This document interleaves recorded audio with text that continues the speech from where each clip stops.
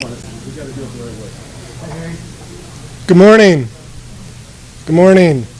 My name is Frank Poocher, and it's my pleasure to welcome you all to Fresno State on what truly is a great day to be a Bulldog. Our order of speakers today will be our president, Dr. Saul Jimenez Sandoval, followed by Director of Athletics Terry Toomey, and last but not least, of course, new head football coach Jeff Tedford. Our first speaker, Dr. Jimenez Sandoval, of course, plays a vital role as a leader of our institution, but it is also important to recognize his commitment to Bulldog athletics. He genuinely believes in the alignment of academics and athletics working as one to push Fresno State and our valley forward. So with that said, it is my pleasure to introduce the 9th president of Fresno State, Dr. Saul Jimenez Sandoval.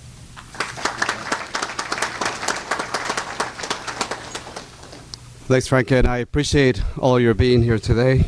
I feel the energy in the room, and it's really good to see this. So as a university and region, we were seeking a football coach who really had it all. Number one, passion for football, embodiment of what football is to the region and also to the university and also to our players. And along with that, we wanted someone with a remarkable track record.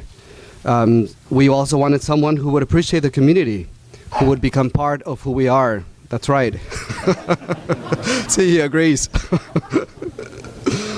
and really see this as an opportunity for legacy. And what is legacy? Legacy is that which you build over time. Legacy is that which you continuously work on, not for a year, not for 2 years, but for many years, by doing what? Building relationships with each other and really showcasing what we're all about here in the Valley.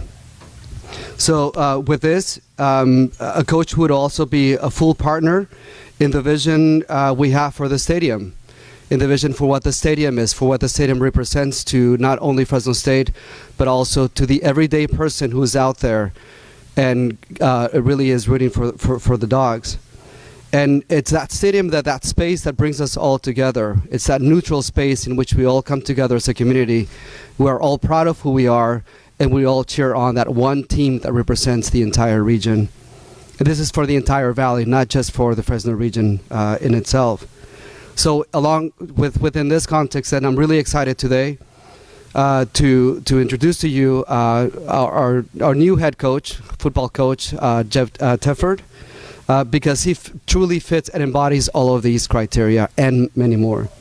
He has a passion, furthermore, for empowering our athletes to come together.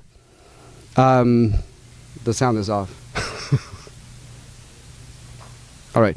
So he has a passion for embodying what it is that football is all about within the team, but also as lifelong learners as well. He instills in them the lessons that the field teaches us, to come together, to have grit, to be focused, to never give up. But then these lessons extend well beyond the field. And when they grow up, you know, when they eventually graduate and move on, what happens? They become incredible, powerful, centered, visionary leaders within our communities and beyond as well. So I'm very hopeful for the future of Fresno State football. I'm very hopeful for athletics as a whole as well. Both men and women athletics. And I'm very pleased today then to have Coach Tedford as the head football coach. I want to thank Terry Toomey, our Director of Athletics, who has been an incredible resource and incredible visionary leader throughout all of this process, alongside with all my team, especially Debbie Asone. But Terry has really taken this to the foreground, and I really want to thank him for everything he's done to make this happen today.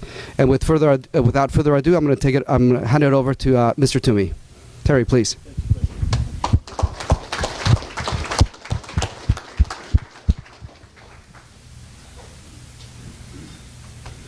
Okay, so now every time Victor speaks, you know, that's like saying amen for me up here. So I just want everybody to know that's a confirmation if Victor says something to us. All right, so I want to begin with some thanks. Okay, I think it's very important that we recognize our blessings here. I am thankful personally here to be able to serve as athletic director here at Fresno State, and also to serve what is an amazing academic community and our valley. It is a blessing to be in this position, so thank you, President, for allowing me to do that. I also want to thank our president and our administration. When you have leadership that believes in you and believes in your process and will move the extra mile in order for you to get things done and get them done in a timely manner, that is a blessing. And that does not happen with one person. So our administration has been crucial, and President Jimenez Sandoval has been exemplary in allowing us to move forward, and I appreciate that. I'm thankful to our committee. We had an amazing committee that vetted tons of candidates nationally in order to bring us to this point. They all did an amazing job. From our academic leadership, Dr. Victor Torres, who serves as our FAR, and our academic leadership under Sean McGuire. And of course, we had our community member, Mr. Brian Panish, all serving in that community effort. And lastly, and almost most importantly, I want to thank Donna and the Tedford family for allowing us to once again go down this journey and this path. It is not just a commitment of one person when you take on the leadership role of an entity like Fresno State football. It's a family commitment, and their sacrifice is going to be, I want to make sure that we fulfill the sacrifices that they're making for us and the gratitude that I have for them, and we're going to fulfill that by having a bunch of success here. And there's going to be a lot of fun hoisting trophies and winning games here at Fresno State, which is what we do well, and that's what we always do, and we will continue to do. I also want to, lastly, this is my last thanks, of course. I want to thank, and I don't know how many people recognize this, I want to thank our Kalen DeBoer and his coaching staff for positioning us to where we are today. You know, these men and the staff, men and women, have done an amazing job of keeping the pride and tradition of Fresno State football intact and moving forward. I know Coach DeBoer has went on to do his thing, and that's wonderful. But I'll tell you right now, the men and women that we have here currently continuing to serve our student athletes have done nothing but show professionalism and do an impeccable job of positioning us to win our next contest, the final contest of this season. And I have a huge debt of thanks to them, our strength and conditioning coaches, people in our athletic training, for football athletic training, our recruiting area, the personal and athletic advising. All these people come together to make the experience of student athletes great here at Fresno State, and I thank them for that. So now I get to the good part. I get to the process and kind of what we're all about here. You know, it was an imperative to get this done right.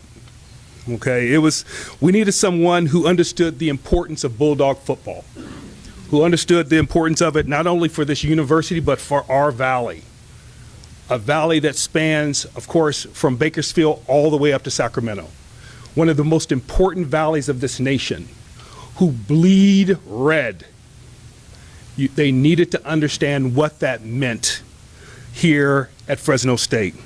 We need to understand somebody, or have somebody who understands the partnership of what you have with this university, who's an ambassador to this university, who understands what this university is all about and will be a partner for the long haul. We needed someone who understood the pride and tradition of the university and of this community. So when I speak of all those things of what we needed, it culminated into a person who is truly a Bulldog. From his undergraduate time period, from his coaching path, wherever it was, at the end of the day, at his core, he has always been and always will be a Fresno State Bulldog. So with that, it is my honor and privilege to introduce our new football head coach, Coach Jeff Tedford.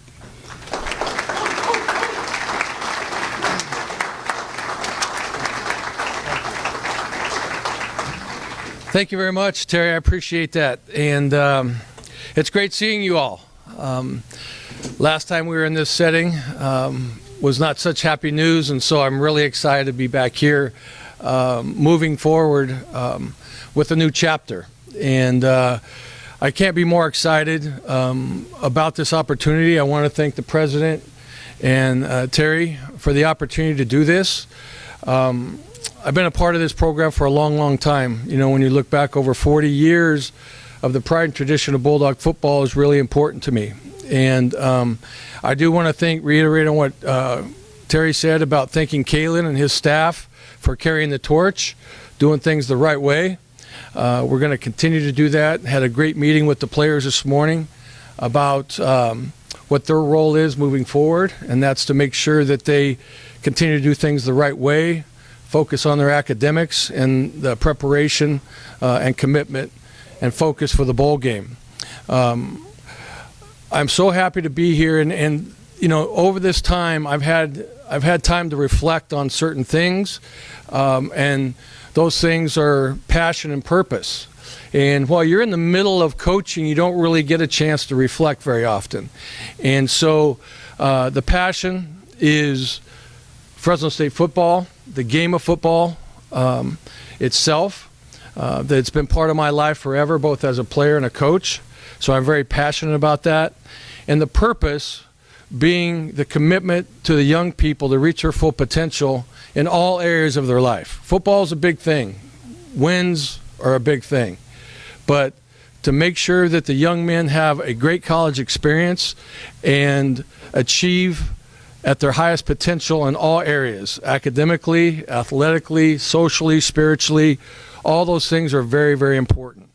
And to make sure that they understand and have pride in and honor where they are, and to make sure that they represent all of us, the university, the program, the community, that they all represent us with integrity.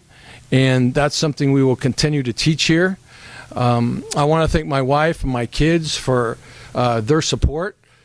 They've always been very, very supportive. They understand this. They know the passion that I have, and they also have for Fresno State. It's been a part of their life for a long, long time. And so I can't tell you how fortunate I am to have this opportunity again.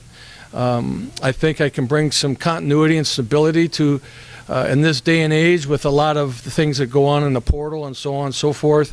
I think we had a great team meeting this morning, and so I think, you know, as any young person would have some doubt about what's going on, I think this creates a good level of continuity and stability for them and their futures, and to know where it's going to be directed. My first assignment really is to make sure that we solidify a great coaching staff, not just great coaches and teachers, but tremendous people who care about these kids on and off the football field and want to teach and live the values that we all want to live by. And then, of course, recruiting. The timelines in recruiting these days, this is the last recruiting weekend coming up, so as soon as I walk out this door, I will be really committed to what's going on with recruiting and find out who the recruits are. I've already done some background work on it, but look forward to being in touch with all of them. We have a big recruiting weekend this weekend, and so look forward to that, and bringing new Bulldogs in for the future. So I'm very, very excited, humbled by the opportunity again to be here, walking by, you know, all these signs that were here before, walking upstairs and seeing you and I on a picture holding the conference championship trophy. We're going to do that again sometime soon. So, but I love the Valley. I love the people. The support has been incredible over the last few days. And so I want to thank everyone. I really haven't had a chance to reach back to everyone who has been kind enough to text me and welcome me back. I will try to do my best to do that. There's so many familiar faces here. When you talk about pride and tradition of a 40-year span, to see Harry Gakian sit here, which I don't know what your secret is, Harry. You look the same as you did 40 years ago.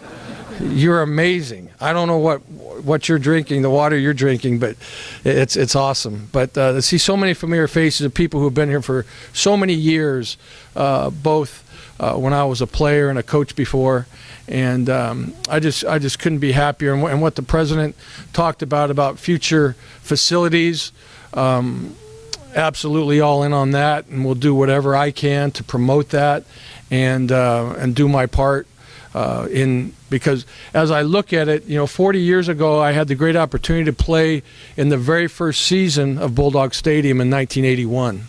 And here we are 40 years later.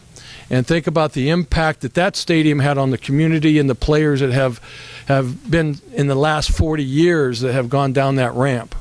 And if we can have the opportunity to make a difference for the next 50, 60, 100 years for a new group and a new community, fan experience, the whole bit, it's huge. And so I'm all in on that to do whatever I can to promote that and help make that happen. So with that, are we having questions? Before we open the questions, we're going to quick photo op. I know you guys all want this, but 3 of you here with the jersey and hat. Okay, so President, you stand on one side. So a brief photo op. Jeff, you scoot over. Here you go, President. Jersey, the hat. Okay, there you go. We're number 2. He keeps reminding me he wore number 2. We'll have questions. He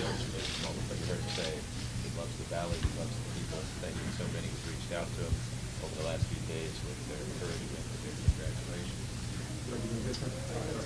No, that's fine. With that photo.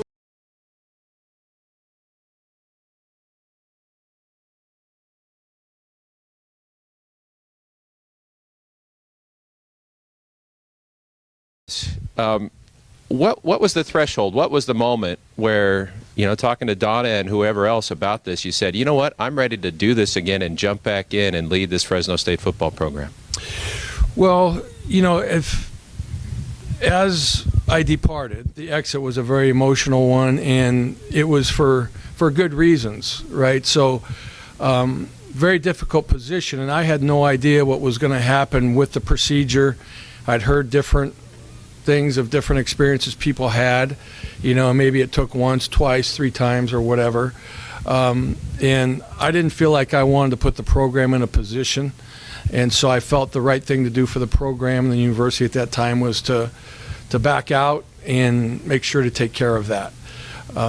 As that went along, it took great the first time, and then a couple months to really heal and recover. And then it kind of started, then the mind started working about different things and missing it and really a lot of interaction with players over the last really year and a half, or even when that happened, having a lot of players reach out, kind of goes back to that purpose piece of being able to have an impact on young people's lives. Really started having me reflect on what this role is and the impact that it has in so many people's lives. And so really, for sure in about the last year, I knew I was going to get back into football. And because it's just in my blood, it's who I am. I'm a football coach. I like to think I'm a leader of young people. And so really I knew that I was going to re-engage. I was energized and ready to re-engage, and so the Lord just happened to create this position again, which I'm a firm believer everything happens for a reason, and I'm just fortunate that this is it. And since you stepped down, the world has changed for everybody in a lot of crazy ways. I'm wondering for you, is there some perspective you have now from everything you just talked about that you think is going to make you an even better coach this time around than you were the last time? Absolutely. Yeah, I think when you do reflect, there's self-evaluation, there's evaluation of everything, but part of that self-evaluation. And so I think one of the great things about this go-around is I understand the culture here as it has pertained to the last few years. I understand our strengths. I understand our challenges. And, when you first come back to a place after being gone so long the first time, you have to kind of learn the landscape. Well, I feel really comfortable in understanding the landscape and how we can continue to improve on what we need to accomplish. And then in the crazy world it's been in the last, year and a half or whatever, I can't tell you that I'm not happy I wasn't going through this during that period, because that took a lot of patience. And, so I really admire Kaylin, the staff, everybody in the administration, everyone who was in this profession to go through what has gone on in the last year and a half. So I have a great deal of appreciation for that. And, I'm sure the kids have a great deal of appreciation when the thing gets back to normal. I think part of the things that we like to teach is to have a sense of gratitude about where we are and what we have the opportunity to do. And I think through the challenges that have gone on, it helps you reflect on the gratitude when things get back to normal of what we're so fortunate to have and be a part of. Coach Scott Bemis here with Hi, Scott. KC24, CBS 47. Good to see you. Welcome back. Thank you. I'm just curious, how hard was the conversation, if at all, with your family, with your wife and kids about getting back into coaching? Not very hard. I mean, it's they know what I'm about, and so they've always been. My wife has always been very, very supportive of what was going on. If we were going to move away and go coach somewhere else, she was supportive of that too. But obviously, to be able to stay here and be a part of the community, be around our kids. We have a new grandchild, and so we're fired up about that.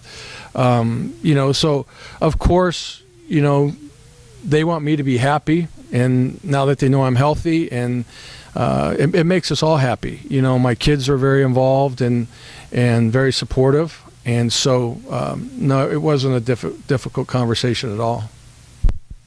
Will you change at all? Maybe your coaching, I guess, the amount of time that you spend, or anything that you're going to look at a little differently as far as, with your past history with your health. Will you approach it, with, I don't know, maybe not as intense? I know that's hard to say, but will you approach it any differently? Not the coaching piece, no. I think personally there are things that I will do as far as making sure that I keep up on a exercise regiment and, try to eat better and do all those kind of things that everyone should really do, and but as far as the coaching's concerned, I know one way to do it, really, and that's attention to detail, and I can't see that changing whatsoever. I'm not in this to be average or mediocre. We have a job to do, and but I do realize that there needs to be a balance as far as that's concerned, and so I will. You may see me jogging around the building, here every now and then, and things like that, just to make sure that everything's good that way. But I feel great, and that's really probably the only thing that's going to change is I just make sure and look after myself a little bit better. And then, just lastly, real quick, when you decided to make the decision to get back into coaching, did you hope that this position would come available? I mean, in your wildest dreams, did you ever imagine that it would be Fresno State? No, I hadn't. No, I mean, it's not that I didn't hope it happened, but I would not think that this would come up like this. I was anticipating probably, moving somewhere else to do it. And, and like I said, we're blessed, and things happen, for a reason. And, I wish Kaylin and the staff nothing but the best. Kaylin's a great friend. He kind of took the foundation that we laid and kind of kept going and kind of carried the torch, and I know he wishes us all the best here. He loves it here, but things happen in this business, right? And it just, the timing was right, and like I said, very blessed, and we've been led in the right direction many times through our life, and this is just one more example of it. Hi, Coach Freeman with ABC 30. Welcome back. Thank you. Given what's happened with the players the past week, being a leader of young people, how did you just walk into that locker room and just kind of, control their fears and doubt about what they've had and what they've gone through? Well, and I don't think we shouldn't condemn any young person when there's a change, because uncertainty is scary to everyone, right? And so it causes doubt. Nobody likes to live in doubt. But the kids in this room today, I probably recruited 85% of them. I've been in every one of their homes. I know I talked to Mims about his brothers, his twin brothers today, and I've been around these guys a lot. So, when I say continuity, stability, it comes in a lot of different forms. To understand our philosophy about what's important to us. And so I've already met with some of them up in my office. I had a great meeting with them here. And so I think when some uncertainty creeps in, just because it's human nature and they're young, and with the rules and the things that are going on with the portal and things like that, I think it causes everybody to take a peek at what's going on. And so I hope, at least I got the sense that stability today and some continuity about what we're going to do in a lot of things, how we do things academically and with the leadership of Sean McGuire, and how we do things, terminology that we're going to have, and what we stand for. I think those things are comforting to kids, to know that there's a sense of consistency that's going to happen, that you're not bringing somebody in here that's going to run the triple option, or something like that. It's just so I think it went really, really well. And I think now they can really focus on finishing strong academically, because that's critical, that they reach their full potential academically. And now they can focus on bringing home that trophy. I showed them a sign of the New Mexico Bowl trophy and told them, you need to come, want some of your hands on this trophy, bringing this back in here, because that's what they deserve. They've had a 9-win season. It's very hard and rare to have a 10-win season. And so they have a great opportunity to do that. But that only happens with focus and preparation. And now that this is settled, I really believe it may give them a peace of mind that they can do that they can focus and settle in on the job at hand. And it's our understanding that Lee Marks will be the interim head coach for the bowl game. So what will be just your role over the next 2 weeks for the game? Well, I'm figuring that, I'm not going to be the head coach of the game. I'm going to spend most of my time recruiting, and I'm going to spend most of my time hiring staff. But I will have some messages for the team, of course, on where we're going, and I'm sure they will come up and talk to me with individual issues they may have or whatever. I really want to get to know the players, the small percentage of players that I didn't recruit, so I want to meet with them as well. But I will be, mainly it's going to be all about, trying to have the kids, and I've talked to the coaches that are going to coach in the game. I've already met with them, and they're totally on board with making this a great bowl experience for these kids, because at the end of the day, that's what it's about. It's about the kids. It's about their experience, that they're going to go, they're going to have a great experience, they're going to finish the season strong, and the coaches that are coaching the game are committed to that. And you can have a balance with that. They can continue to be able to, do something where they are and still be passionate about what they're doing with our young men. And I made sure and asked them, and they were totally on board with, absolutely, we want to finish this thing for these kids the right way. You inherited a program that was 1-11. Now you're inheriting one that was, ranked twice in the top 25 this season. How does that just excite you, walking into a program like that? Well, it's great, yeah. It's great. I think a lot of the same things are still true. It doesn't matter if they have 1 win or 9 wins, because we start over. So we start over from the basics, the foundation, and and maybe there's even more motivation that we were right there and the job didn't get finished, and there's a job to finish. And it's like a couple of them up there, I pointed to that trophy when we were holding it, I said, our job is to hold that trophy again, right? And so I think it's exciting. To me, it has a little bit of what happened in 2017 and 2018. In 17, we won 10 games, but we stumbled a couple times. We stubbed our toe on some times where we shouldn't have. And then the next year, we won 12 games in the conference championship. It has a little bit of that feel as, hey, we left a little bit out there, and in order to get that, there needs to be some things that need to be done. And so I think it's even more exciting, to tell you the truth, because I think they have some confidence in where they are and even what they can be.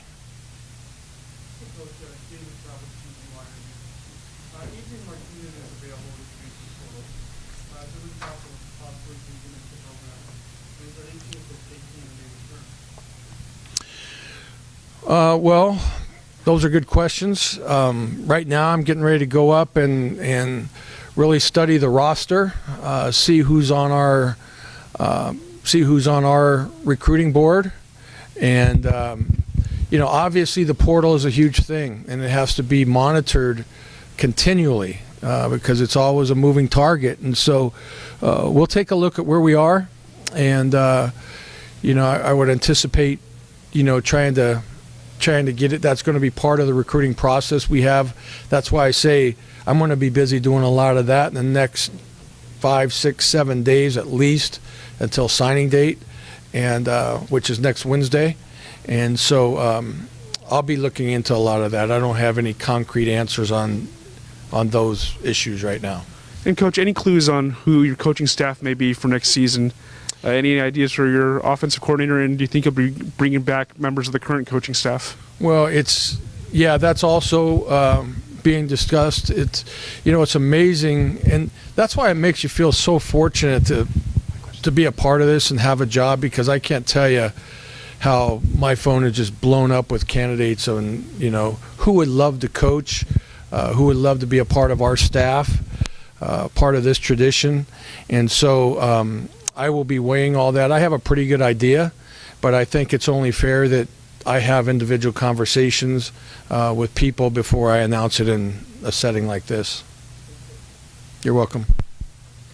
Hey, Coach. Over here on your right. Hey. How are you? Good. How are you? Good to see you again. You too. Hey, 5 years ago, you brought in an offensive coordinator and a defensive coordinator with no ties to Fresno State, and then you look at the success that those two men have had since they were here. I mean, they were obviously great choices on your part, and I believe those are people you identified and recruited as coaches. So I guess my question is, do you have the next Kalen DeBoer and Orlando Steinhauer in mind already?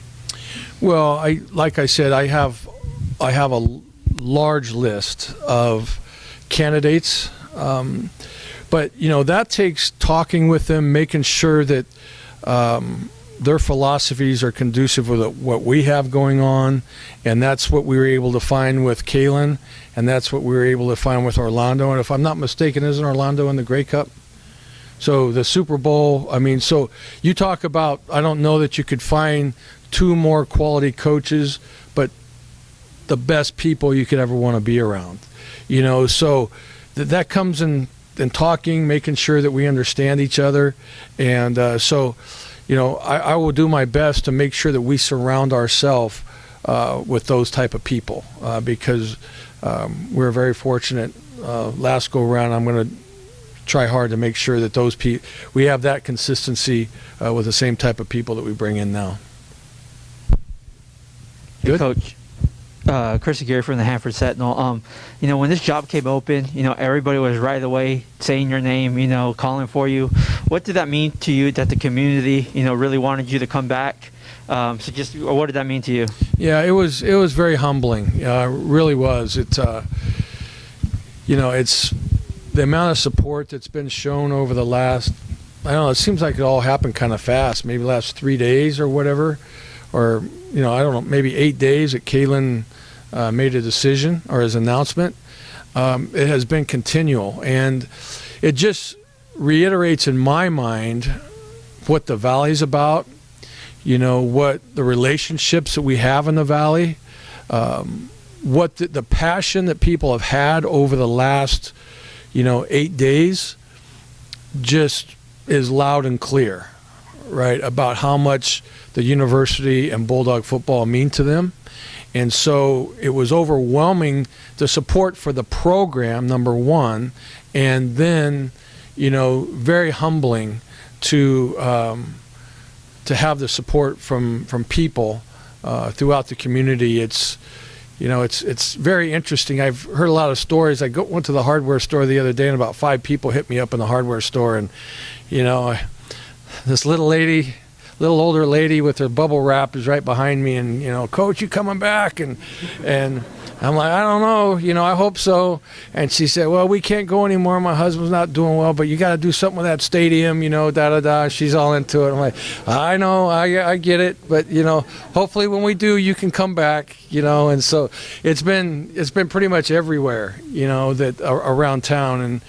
And Fresno is a small, big town, right? And so, but there's just so many people and so many friendships and relationships that we've cultivated over 40 years.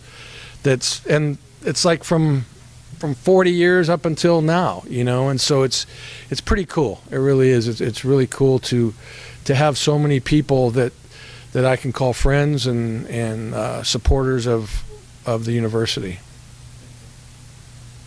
That'll conclude our press conference today, folks. Thank you again for coming. Have a great day. Thank you. Go Dogs! Thank you. I know you got to take